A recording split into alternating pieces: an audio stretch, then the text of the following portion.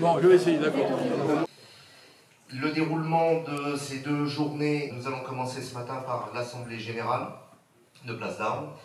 Donc c'est le secrétaire général Éric Vienne qui vous fera lecture du rapport moral, puis le trésorier Patrice qui vous fera la lecture du rapport financier. Le président évidemment interviendra et il y aura évidemment un moment d'échange avec vous et pour les questions diverses et les choses qui peuvent vous chagriner, vous interroger, etc. Cet après-midi, à partir de 14 h, nous allons avoir la chance d'avoir plusieurs intervenants de grande qualité, à commencer par le général de corps d'armée de Richouz, qui va revenir sur les émeutes du début de l'été, puis un ancien cadre de la gendarmerie qui nous parlera des rapports, enfin des ordres qui sont reçus par les forces de l'ordre dans ces circonstances très tendues. Et enfin, le général de corps d'armée Johanna qui évoquera l'actualité de la présence française en Afrique. Moi, je terminerai l'après-midi en vous disant quelques mots sur Place d'Armes, en interne. Et on ira faire une photo dans le parc, si le temps le permet, avec nos drapeaux qui sont là. J'inviterai les gens qui ont leur coiffe, évidemment, à la portée. Pour les gens qui le souhaitent également et qui n'ont pas de coiffe, nous mettons en place, à compter d'aujourd'hui, le calot de Place d'Armes, que tout le monde pourra porter, hommes, femmes, jeunes et anciens. Voilà. Dimanche matin, donc, 3 interventions prévues. Dimitri de Kochko qui reviendra sur les origines du conflit entre l'Ukraine et la Russie et les rapports avec l'OTAN. Et ensuite, Nicolas Stocker, patron d'émission de Radio Courtoisie, qui interviendra, lui, sur le lien armée-nation. Et la clôture sera faite, bien sûr, par le président. Merci à tous de votre présence. Et si vous ne voulez pas, vous asseyez quand même. Roselyne, mon aide de camp, donnez l'exemple, s'il vous plaît.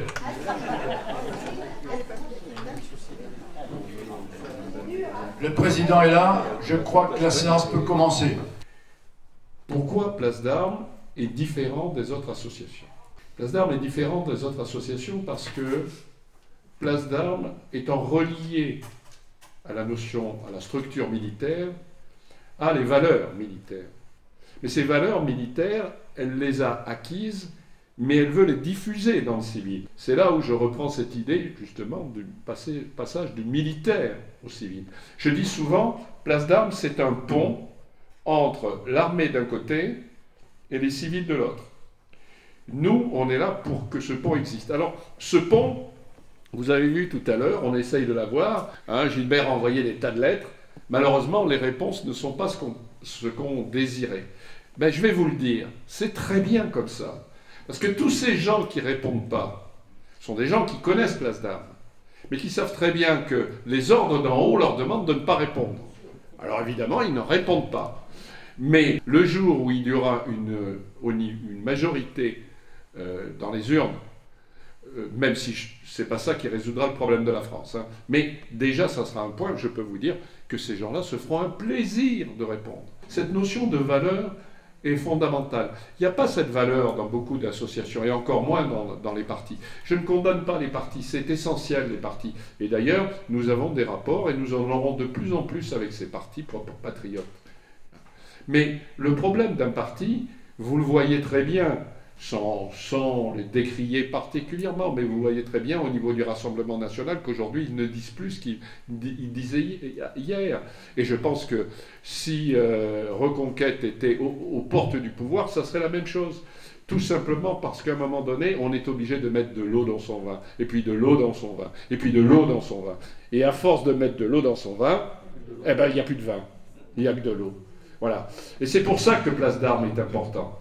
Parce que Place d'Armes, il a cette rigueur. Nous, on s'en fout. On n'est pas là pour pousser le copain et dire « je veux être sur la photo pour être demain député, conseiller ou ce que vous voulez », sauf maire. Ça, maire, je peux le comprendre, parce qu'un maire a vraiment un intérêt utile. Mais le reste, bon, on s'en fiche. Et ce n'est pas notre truc.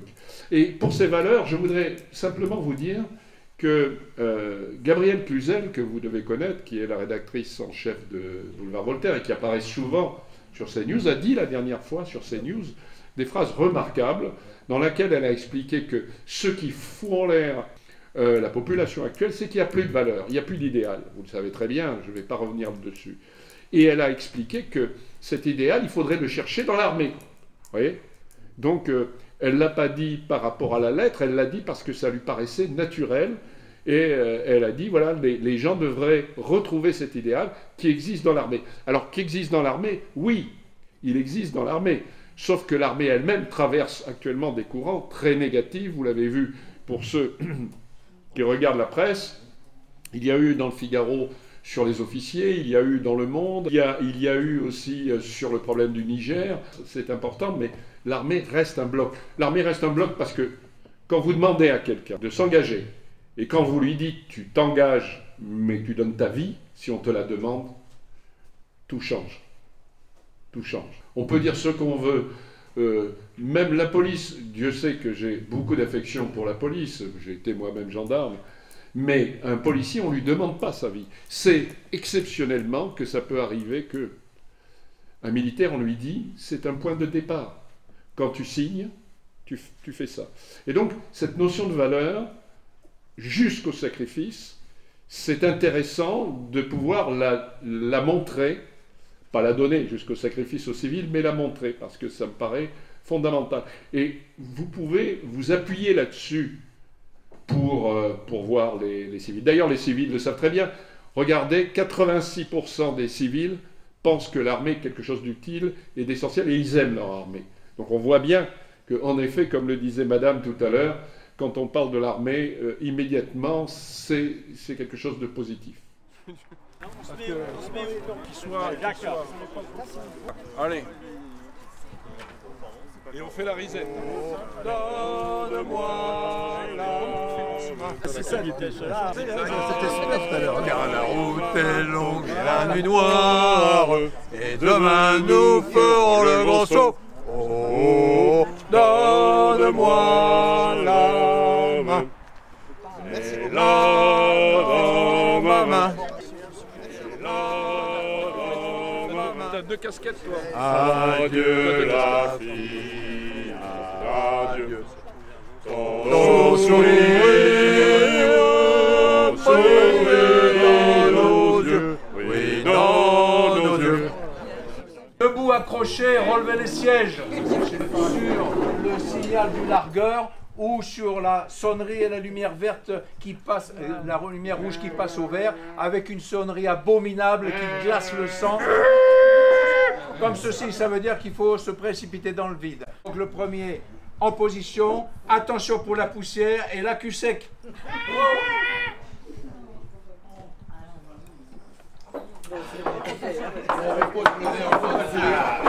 Et on peut s'asseoir. Merci. Vous n'êtes pas loin.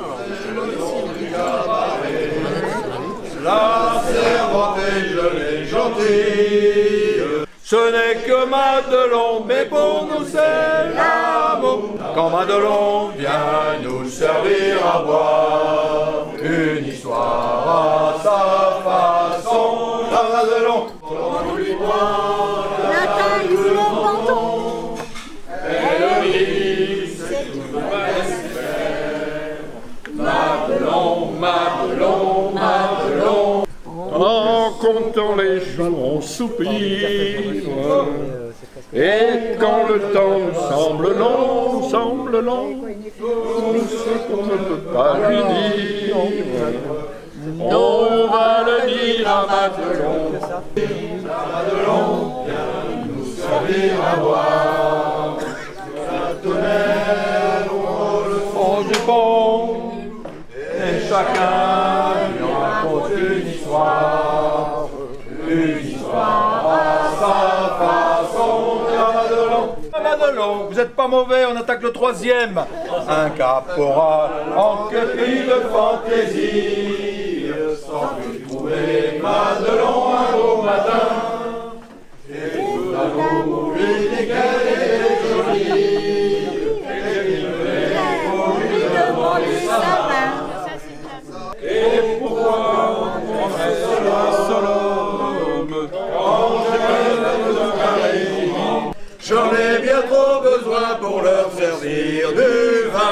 Vive